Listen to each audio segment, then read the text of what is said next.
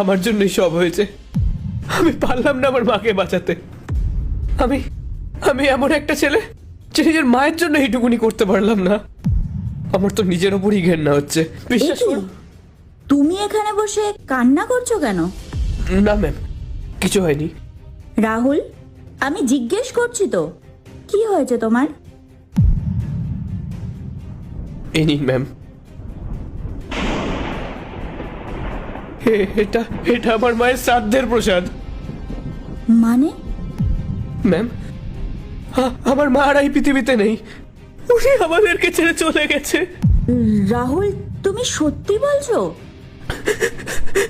হ্যাঁ ম্যাম। আচ্ছা রাহুল, তুমি আমার সাথে আমার অফিসে চলো। আচ্ছা রাহুল, তুমি যে বললে তোমার মা নাকি আর বেঁচে নেই, কিন্তু ম্যানেজার তো আমাকে বললো তোমার মা পুরো সুস্থ আছেন। তাহলে তুমি আমাকে মিথ্যে বলছো কেন? ম্যাম, আমার মা আর এই পৃথিবীতে নেই, তাহলে উনি সুস্থ থাকেন কি করে? আর আমি আমার মাকে নিয়ে মিথ্যে কথা বলি না। আর তাছাড়া আমি আপনাকে কতবার রিকোয়েস্ট করলাম যে ম্যাম, আমার মা হসপিটালে ভর্তি, আমার 40